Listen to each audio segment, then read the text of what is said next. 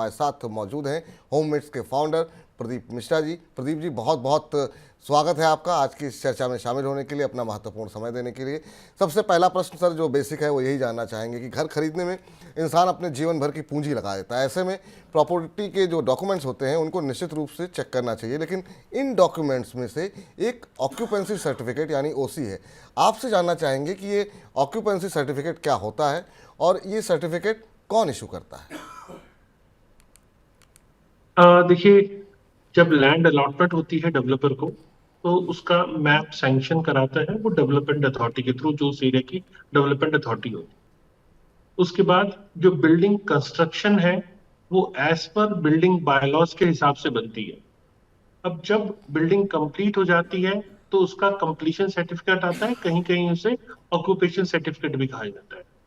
तो building as per bylaws बनी है या नहीं बनी है, इसका ड्यू डिलिजेंस अथॉरिटी चेक करती है, इंस्पेक्शन करके, स्ट्रक्चरल ऑडिट करके, और रिलेटेड जो भी एनओसीज हैं उनको चेक करती है। क्लियरेंसेस जो भी अथॉरिटी से हैं, अगर वो सब अवेलेबल हैं, जैसे हाइट क्लियरेंस एयरपोर्ट अथॉरिटी से होती है, माइनिंग की क्लियरेंस होती है, ऐसे तमाम एनओसीज होती हैं, तो इसको अथॉरिटी चेक करती है। उसके बाद वो फिट आउट के लिए आपको अलाउ करती है कि आप रह सकते हैं।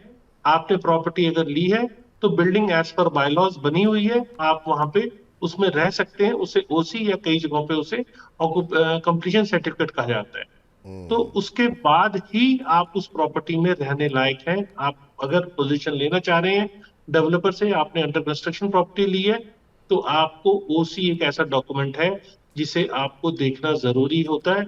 और उस हिसाब से आपको, मतलब अथॉरिटी पे किसी टाइप का ड्यूज क्लियर नहीं है डेवलपर का, और साथ में किसी भी टाइप का हिंड्रेंस नहीं है। अथॉरिटी गुड टू गो रहने के लिए करती है, तभी उसको ओसी मिलता है। जी, और इस बीच अपने दर्शकों को बता दें कि आप भी हमसे लाइव जुड़ सकते हैं, अपना प्रश्न पूछ सकते हैं प्रदीप जी से। आप भी अगर प्रॉपर्टी से जुड़ा कोई सवाल पूछना चाह रहे हैं और ख़ास तौर से उसी के बारे में कोई सवाल पूछना चाह रहे हैं तो जुड़िए हमारे साथ 9311211874। ये हमारा व्हाट्सएप नंबर जिस पर अपने आप सवाल भेज सकते हैं। यूट्यूब पे लाइव जुड़ करके आप वहाँ पर भी मैसेज करके अपने सवाल भेज सकते हैं, लेकिन हाँ, जो भी सवाल भेजें हमें थोड़ा डिटेल में भेजेंगे तो प्रदीप जी को उत्तर देने में काफ़ी आसानी होगी, ताकि आपको वो संतुष्ट कर सकें। तो अपने प्रश्न आप लगातार हमें भेज सकते हैं हमारे साथ जुड़ करके। अब सर यहाँ पर सवाल ये उठता है कि आपने ये बताया कि आखिर में ये होता क्या है, लेकिन होम बायर्स के लिए ऑक्यूपेंसी सर्टिफिकेट चेक करना ज़रूरी क्यों होता है? और मान लीजिए अगर किसी ने बिना ओसी के फ्लैट खरीद लिया तो उससे घर खरीदारों को क्या नुकसान होते हैं, उससे क्या कुछ घाटे हो सकते हैं और ये कितना महत्वपूर्ण होगा, तब आप ये बताएंगे तो मुझे लगता है हमारे दर्शकों को और डिटेल में समझ में आएगी चीज़ें। देखिए विपुल जी, ओसी एक बहुत ही इम्पोर्टेंट डॉक्यूमेंट है जो कि हर होम बायर को प्रॉपर्टी खरीदने से पहले चेक कर लेना चाहिए, अगर वो प्रॉपर्टी रेडी टू मूव है। अगर प्रॉपर्टी अंडर कंस्ट्रक्शन है तो सारी अप्रूवल्स अथॉरिटी से है या नहीं, map as per authority sanction है या नहीं, और उस हिसाब से बिल्डिंग बन रही है या नहीं बन रही, ये आपको जरूर चेक कर लेना चाहिए। लेकिन जहां प्रॉपर्टी का पोजीशन हो गया है वहां पर आपको ओसी जरूर चेक कर लेना चाहिए। ये मैं कहूंगा ये सबसे इंपॉर्टेंट डॉक्यूमेंट है। इसी डॉक्यूमेंट से आपको क्लियर होता है कि ये एज पर बायलॉज बिल्डिंग बनी है या नहीं बनी। अगर एज पर बायलॉज बिल्डिंग नहीं बनी है तो अथॉरिटी वहां पे ओसी इशू नहीं करती है। तो इसे मैं सरल भाषा में कहूं तो अथॉरिटी पूरा ऑडिट करती है, और सब स्टैंडर्ड बिल्डिंग तो नहीं बनी, एज पर बायलॉज बनी या नहीं बनी, ये ओसी का प्रारूप है जो कि अथॉरिटी ही चेक कर सकती है। और ये एक तरह से होम बायर का इंटरेस्ट जो होता है उसको भी सेव गार्ड करता है। तो ये ओसी चेक करना बहुत जरूरी है। बगैर ओसी चेक करे रेडी टू मूव प्रॉपर्टी आप बिल्कुल भी ना लें। तो बिल्कुल भी जो है, अगर आप प्रॉपर्टी खरीदने का मन बना रहे हैं तो ये जो महत्वपूर्ण सर्टिफिकेट है उसको एक बार क्रॉस चेक जरूर कर लें। सर, लेकिन नोएडा हो या ग्रेटर नोएडा हो, यहाँ पर हम देख रहे हैं कई सारे डेवलपर्स बिना ओसी के ही होम बायर्स को फ्लैट बेच रहे हैं। लोगों को लालच दे रहे हैं कि ओसी नहीं आने की वजह से फ्लैट के दाम कम है, कुछ महीने में जैसे ओसी आ जाएगी फ्लैट की कीमतें काफ़ी बढ़ जाएंगी। क्या होम बायर्स को बिना ओसी के फ्लैट खरीदना या फिर उसमें शिफ्ट होना चाहिए, या क्या लोगों को इस तरह के जो झांसे मिलते रहते हैं उसमें आना चाहिए? और नहीं आते हैं, अगर अगर अगर आ जाते हैं उनके झांसे में और किसी ने खरीद लिया है बिना ओसी का फ्लैट, तो उसको क्या कुछ नुकसान हो सकता है? ये भी जरा हमारे दर्शकों को बताइए। देखिए, मैं बिल्कुल भी एडवाइस नहीं करूंगा कि ऐसी प्रॉपर्टी जो रेडी टू मूव है उसे आप विदाउट ओसी खरीदें। आपको ओसी आने का इंतजार करना चाहिए, और अगर ओसी नहीं आया तो ऐसी प्रॉपर्टी को आपको खरीदना ही नहीं चाहिए। हाँ, कुछ केसेस ऐसे जरूर होते हैं, जैसे कि अंडर कंस्ट्रक्शन स्टेज।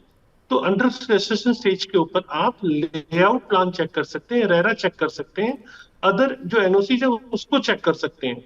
और सबसे इंपॉर्टेंट चीज है कि अगर आप इससे सेटिस्फाई नहीं हो रहे हैं तो डेवलपर से वो डॉक्यूमेंट लेके आप जो उस एरिया की अर्बन लोकल बॉडी है, जो उस एरिया का मास्टर प्लान जिसने बनाया है, जो डेवलपमेंट अथॉरिटी है, वहां जाके उन डॉक्यूमेंट्स को वेरीफाई भी कर सकते हैं। कोई फॉर्ज डॉक्यूमेंट ना हो, इसकी आपकी एश्योरेंस अथॉरिटी से मिल जाएगी, क्योंकि अथॉरिटी ही उस एरिया के डेवलपमेंट के लिए सारे मैप्स सैंक्शन करती है। तो ये आपको अथॉरिटी से जाके जरूर चेक कर लेना चाहिए, और बगैर चेक करे आपको हम सलाह नहीं देंगे कि रेडी टू मूव प्रॉपर्टी आप विदाउट ओसी बाई कर। जी। लेकिन अभी मेरा एक सवाल का एक हिस्सा जो है वो बाकी रह गया सर, कि मान लीजिए कि कोई व्यक्ति फ्लैट खरीद ही लेता है और ख़रीद लिया, उससे उसे नहीं पता था। कई बार लोग जानकार भी नहीं होते हैं, कोई कहीं से पूंजी इकट्ठा हुई, एक घर का सपना है, एक मकान उसके बजट में मिल रहा है, थोड़ा सस्ता मिल रहा है और उसने ले लिया। तो किस तरह की जो प्रॉब्लम क्या कुछ आ सकती है भविष्य में? क्या उसे ये फ्लैट छोड़ना भी पड़ सकता है भविष्य में? क्या कुछ समस्याएं होती हैं अगर आपने ओसी चेक नहीं किया है और बिल्डर के पास ओसी नहीं है तो? देखिए विपुल जी, अगर हम लीगल तरीके से बात करें तो आपके पास प्रॉपर्टी का टाइटल तभी आता है जब वो ओसी अथॉरिटी दे देती, तब तक आपके पास टाइटल ही नहीं आता। अब देखा गया है नोएडा के अंदर ये ट्रेंड है, पोजीशन फॉर फिट आउट, और सिर्फ नोएडा में नहीं, कई जगहों पे मैंने ये देखा है, पोजीशन फॉर फिट आउट करके आपको प्रॉपर्टी का पोजीशन दे दिया जाता है। तो ये पूरी तरह से इलीगल है, और टाइटल आपके नाम नहीं है। आपसे डेवलपर ने सारी पेमेंट ले ली, और पोजीशन फॉर फिट आउट मतलब, इसे मैं सरल भाषा में समझाऊं तो आप इंटीरियर्स करवा सकते हैं, इसका आपको पोजीशन दिया और आपने वहां रहना शुरू कर दिया। तो पहली चीज, ये गलत है, और आपके नाम टाइटल भी ट्रांसफर नहीं हुआ, आपने सारी पेमेंट भी कर दी। तो यहाँ आपके लिए कम से कम पोजीशन पर 5 और 10% पेमेंट जरूर बचा के रखनी चाहिए, क्योंकि जब तक वो पेमेंट बची हुई नहीं रहेगी तब तक आपको, कई बार ऐसा देखा जाता है कि अथॉरिटी ओसी भी नहीं देती है। और आपने बोला कि ऐसी स्थिति में क्या मकान खाली करना पड़ सकता है, तो देखिए, जनरली सरेंडर नहीं होता है, क्योंकि थर्ड पार्टी राइट क्रिएट हो चुका होता है, आम जनता की आवाज हो जाती है, और अथॉरिटीज तो नहीं करा पाती, लेकिन कभी कभी अगर कोर्ट द्वारा, सुप्रीम कोर्ट, हाई कोर्ट द्वारा वहां खाली करने के आदेश आते हैं, तो यहाँ पर आपको टाइटल छोड़ना भी पड़ सकता है। मतलब पोजीशन आपने ले लिया है, क्योंकि वो टाइटल एक्चुअल में आपके नाम नहीं है, आपका सिर्फ कब्जा है, तो आपको कोर्ट द्वारा अगर कोई लीगल इश्यूज आते हैं, मतलब कोर्ट द्वारा कुछ ऐसे अगर ऑर्डर्स आते हैं, तो उस केस में आपको प्रॉपर्टी का टाइटल भी छोड़ना पड़ सकता है। तो ये सोच लीजिए कि आपके पैसे भी गए, आपकी प्रॉपर्टी भी जा सकती है अगर कोर्ट की तरफ से आदेश आता है तो। और दूसरा, अगर आप इस तरीके से रह रहे हैं तो अगर आपके नाम टाइटल नहीं है तो आगे चल करके बहुत सारी परेशानियों का आपको सामना करना पड़ सकता है, इसलिए ये बिल्कुल, मैं ज़रूर यहाँ चीज चेक। एक और ऐड करता हूँ जी। कि मान लीजिए अगर अथॉरिटी उसे ओके नहीं कह रही है, अथॉरिटी की नजर में वो ओके नहीं है, और लोग उसमें पोजीशन ले रहे हैं, और कल को कोई हादसा हो जाता है, तो उसकी जिम्मेदारी कौन लेगा? क्योंकि अथॉरिटी ने तो आपको ओसी दिया नहीं है, और आप एज अ बायर वहां जाके रहना शुरू कर रहे हैं। डेवलपर की तरफ से भी कोई इसकी रिस्पॉन्सिबिलिटी नहीं होगी, कहेगा हमने तो पोजीशन को फिट आउट दिया था, तो वहां पर बायर फंस जाएगा। तो ऐसी कोई, अगर भगवान ना करे कोई ऐसा हादसा हो जाए, जैसे आप देखते हैं कई बार सब स्टैंडर्ड मटेरियल यूज होता है तो हादसे होते हैं, तो बिल्कुल। उस केस में आप फंस जाएंगे, इसलिए आपको किसी भी टाइप से ऐसा कदम नहीं उठाना चाहिए। बिल्कुल। और कई बार तो प्राकृतिक आपदाओं में हम देखते हैं कि जो जहाँ पर 2M दर्जे के सामान यूज़ होते हैं, इस तरह के मकान बहुत जल्दी ढह जाते हैं, भूकंप के झटके नहीं झेल पाते हैं, तमाम जो है परेशानियों का सबब आपको हो सकता है। तो इसलिए जो है ओसी जो है वो ज़रूर चेक करें। सर, एक तो बात हो गई ऑक्यूपेंसी सर्टिफिकेट यानी ओसी की, इसके अलावा वो कौन कौन से लीगल डॉक्यूमेंट्स हैं, वो कौन कौन से सर्टिफिकेट्स होते हैं जो कि एक होम बायर्स को डील करने से पहले क्रॉस चेक कर लेने चाहिए? क्योंकि नोएडा के अंदर या फिर तमाम ऐसी जगहें जहाँ पर हम देख रहे हैं कि रोज़गार के मुहैया रोज़गार मिल रहे हैं लोगों को, वहाँ पर बड़ी संख्या में जो है नए नए डेवलपर्स आ जाते हैं और गलत तरीके से भी लोगों के साथ मकान भेज दिए जाते हैं। तो वो कौन कौन से लीगल एस्पेक्ट हैं, डॉक्यूमेंट्स हैं जो एक बार क्रॉस चेक करने चाहिए? देखिए, सबसे पहले तो आपको ओसी, जैसा होता ही है, पोजीशन आप ले रहे हैं तो आपको ओसी चेक करना ही है। फिर लीज डीड, अगर आप नोएडा के अंदर प्रॉपर्टी ले रहे हैं या ऐसे एरिया में जहां प्रॉपर्टी लीज पे मिलती है, तो आपको मतलब जिससे आप प्रॉपर्टी खरीद रहे हैं उनके नाम लीज डीड है या नहीं, ये आपको जरूर चेक कर लेना चाहिए। और अगर जैसे हरियाणा में प्रॉपर्टी खरीद रहे हैं तो डेवलपर के नाम प्रॉपर्टी की रजिस्ट्री, सेल डीड, और फिर उसका अथॉरिटी से अप्रूवल, मतलब उसका मैप सैंक्शन हो, अथॉरिटी से सीएलयू हो, चेंज ऑफ लैंड यूज, और अथॉरिटी ने उसे जो प्रॉपर्टी आप खरीद रहे हैं उसे बनाने की परमिशन दी हुई हो। ये आपको हरियाणा के केस में चेक करना पड़ता है। फिर ये सभी जगह होता है कि आपको डिफरेंट अथॉरिटी से एनओसीज मिलती हैं, जैसे एयरपोर्ट अथॉरिटी की एनओसी है, माइनिंग की एनओसी है, एनवायरमेंटल क्लियरेंस आपको मिलता है। तो ये सारी एनओसीज आपको जरूर चेक कर लेनी चाहिए। और एनओसीज के साथ साथ आपको हमेशा डेवलपर का जो ट्रैक रिकॉर्ड है, पिछले प्रोजेक्ट्स में उसने पोजीशन कैसा दिया हुआ है, ये जरूर चेक कर लेना चाहिए। और अगर ऑन टाइम डिलीवरी का ट्रैक रिकॉर्ड है तो मुझे ऐसी कोई खास दिक्कत नहीं लगती है, आपको पोजीशन ले लेना चाहिए। हम्म। तो ये तमाम वो छोटी छोटी चीज़ें हैं जो कि आप कई बार मिस कर देते होंगे, लेकिन इसके दुष्परिणाम जो है वो काफ़ी भयंकर होते हैं। तो इसलिए जो है ये तमाम जो लीगल, क्योंकि आपकी जीवन भर की कमाई है और बड़ी मेहनत से इंसान मकान खरीदता है, तो इन छोटी छोटी चीज़ों का ध्यान रखेंगे तो आप जो है अच्छे से अपना जीवन बिता पाएंगे और अपनी प्रॉपर्टी को भी इंजॉय कर पाएंगे। सर, लेकिन हमने देखा हाल फिलहाल में कि प्रॉपर्टी खरीदने में अब महिलाएं भी काफ़ी आगे आ रही हैं। महिलाओं को घर या फ्लैट खरीदने में कौन कौन से फ़ायदे मिलते हैं, या बहुत सारे पुरुष भी अपनी धर्मपत्नी के नाम पर, अपनी माता के नाम पर मकान लेते हैं, तो कौन कौन से फ़ायदे हैं जो कि मिलते हैं अगर कोई महिला घर खरीदती है तो? देखिए, डेवलपर से अगर आप खरीदते हैं प्रॉपर्टी तो इसमें कोई ऐसा बेनिफिट नहीं होता। हाँ, गवर्नमेंट जरूर बेनिफिट देती है कुछ जगहों के ऊपर स्टैम्प ड्यूटी के तौर पे, तो वो अलग बात है। लेकिन अगर हम प्रॉपर्टी डेवलपर या किसी भी टाइप के कोई गवर्नमेंट प्रोनाइजर से भी ले रहे हैं, जैसे हरियाणा की बात करें तो एचएसबीपी, या दिल्ली में डीडीए, या नोएडा में नोएडा डेवलपमेंट अथॉरिटी, तो उसमें रिजर्वेशन किसी टाइप का कोई एडिशनल बेनिफिट का नहीं होता है। तो यहाँ पर मेरे को लगता है आप एज अ नॉर्मल बायर की तरह ही जाते हैं और बायर की तरह ही आप प्रॉपर्टी बाय करते हैं। उसमें एडिशनल बेनिफिट वुमेन के लिए कोई एडिशनल नहीं है। सर, स्टाम्प ड्यूटी के मामले में महिलाओं को पुरुषों के मुकाबले कितनी छूट मिलती है? अगर आप कुछ अगर एग्जांपल देकर के हमको बता सकें कुछ एक राज्यों का, स्टेट्स का, कि किस तरह की छूट मिलती है। हाँ विपुल जी, यहाँ हरियाणा की बात करें आप, तो हरियाणा के अंदर वुमेन के लिए 5% स्टैंप ड्यूटी है और मेल के लिए 7% है। अगर ज्वाइंट प्रॉपर्टी है तो 6% है। वहीं पर अगर हम दिल्ली की बात करें तो वुमेन के लिए 4% है और मेल के लिए यहाँ पे 6% है। और अगर हम यूपी की बात करें तो यूपी के अंदर फर्स्ट 10 लाख तक वुमेन अगर प्रॉपर्टी खरीद रही है तो उसके लिए 4% स्टैंप ड्यूटी है। और उसके बाद 10 लाख से ऊपर की अगर प्रॉपर्टी है तो 10 लाख से ऊपर की वैल्यू के ऊपर 5% स्टैंप ड्यूटी है। वो मेल और फीमेल दोनों के लिए सेम है। तो फर्स्ट 10 लाख पे अगर 10%, सॉरी, अगर फर्स्ट 10 लाख के ऊपर 1% का रिबेट मिल रहा है फीमेल को, तो वो करीब करीब 10,000 रुपए के आसपास होता है। तो 10,000 का रिबेट स्टैंप ड्यूटी के ऊपर यूपी में देखने को मिलेगा। और 2% स्टैंप ड्यूटी आपको रिबेट हरियाणा के अंदर मिलेगा। और अगर आप दिल्ली की बात करें तो वहां पर भी 2% स्टैंप ड्यूटी का रिबेट आपको मिलेगा। तो ये वो छूट है जो कि आपको मिल सकती है स्टाम्प ड्यूटी के अंदर। सर, स्टाम्प ड्यूटी की करेक्ट। छूट के अलावा क्या और भी किसी तरह की कोई छूट है, जैसे होम लोन में, प्रॉपर्टी टैक्स, या किसी और तरह के चार्जेस में, जहाँ पर अगर महिला के नाम पे प्रॉपर्टी ली जा रही हो तो वहाँ पर लाभ जो है वहाँ मिल सके? देखिए, आरबीआई की गाइडलाइंस की मैं बात करूं तो ऐसा कोई भी रूल नहीं होता है। हाँ, time to time different banks ऐसी स्कीम निकालते हैं। वो बैंक्स की अपनी स्कीम होती है, उसमें कई बार ऐसे ऑप्शंस मिलते हैं कि अगर फीमेल के नाम आप लोन ले रहे हैं तो वहां पर आपको बेसिकली कुछ इंटरेस्ट रेट का रिबेट मिलता है। लेकिन बैंक का मेन क्राइटेरिया जो होता है वो यही होता है कि पेमेंट की रिकवरी कैसे होगी। बैंक का फोकस उस पे होता है।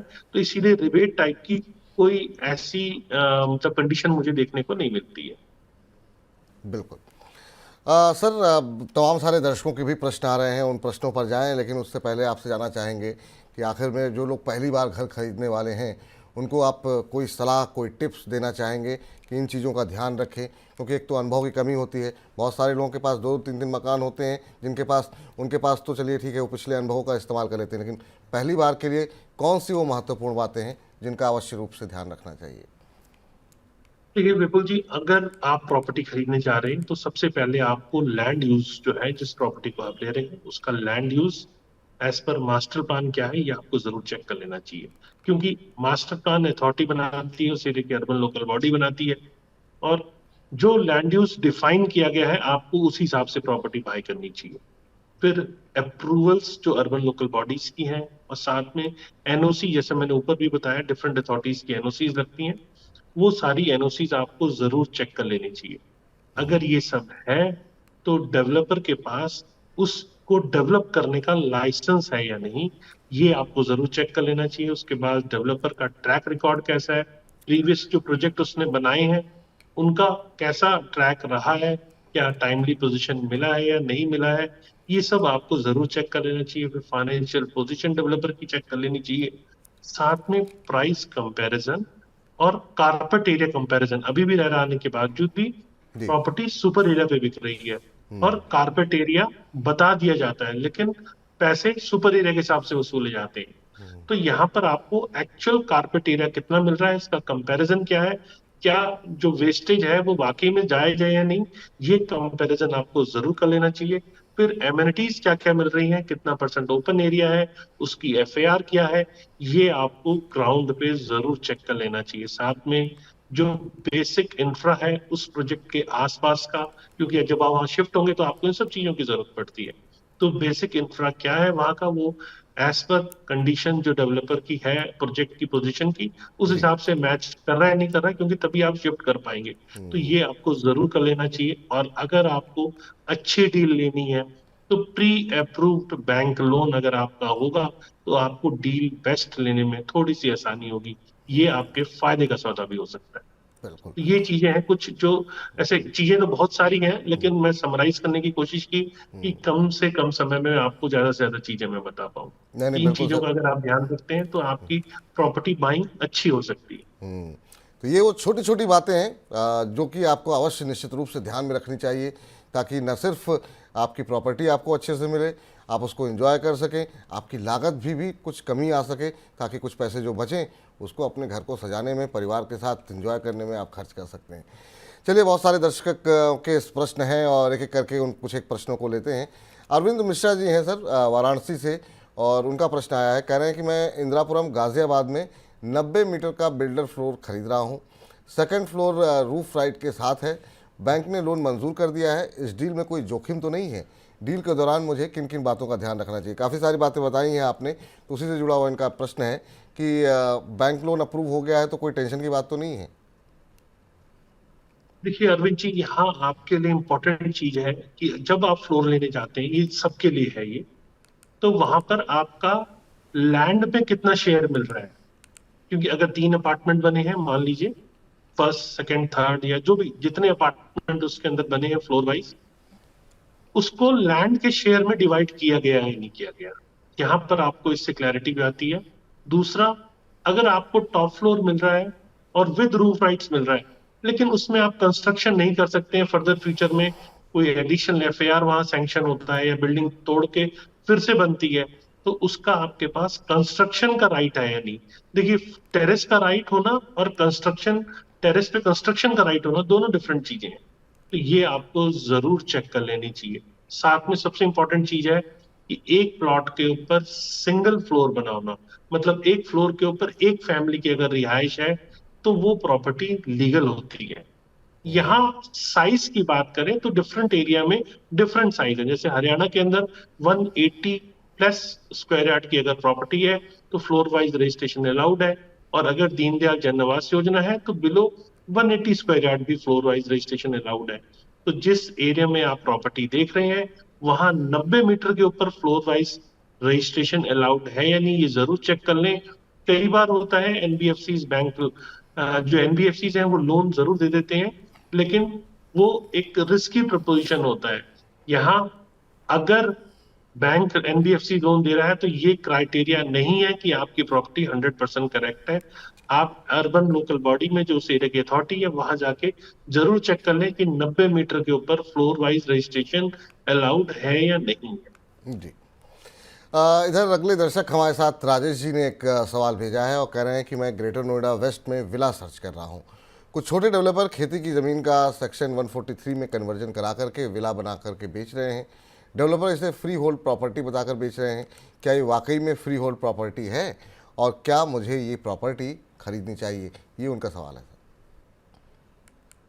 देखिए राजेश जी, आपके लिए है कि 143 होना मतलब कि वो एग्रीकल्चर पर्पस के लिए नहीं है। ऐसे एरिया जहां एग्रीकल्चर नहीं हो रहा है उसको 143 कराया दिया जाता है कि मतलब ये एग्रीकल्चर पर्पस से यूज नहीं हो रही है। इसका मतलब ये नहीं है कि ये रेजिडेंशियल पर्पस के लिए यूज हो रही है।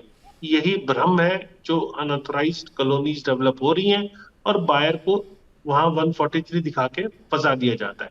जैसे एनबीएफसी मैंने बताया थोड़ी देर पहले कि कई जगह पे ऐसी जगहों पे लोन भी दे देते हैं। तो पहली चीज, किसी भी एरिया का अगर मास्टर प्लान है तो वहां की जो अथॉरिटी है वो उसे डिजाइन कर रही है, वो उस मास्टर प्लान को गवर्न कर रही है। नोएडा जैसा एरिया में या ग्रेटर नोएडा जैसे एरिया में सारी प्रॉपर्टी लीज होल्ड है, वहां फ्री होल्ड का कोई ऐसा प्रोविजन नहीं है जो अथॉरिटी डेवलप कर रही है। तो उस एरिया में आपको उस प्रॉपर्टी को अथॉरिटी में जाके चेक करना चाहिए। अक्सर आपको वहां लोग ये कहते मिलेंगे कि ये अथॉरिटी के दायरे से बाहर है इसीलिए ये फ्री होल्ड है।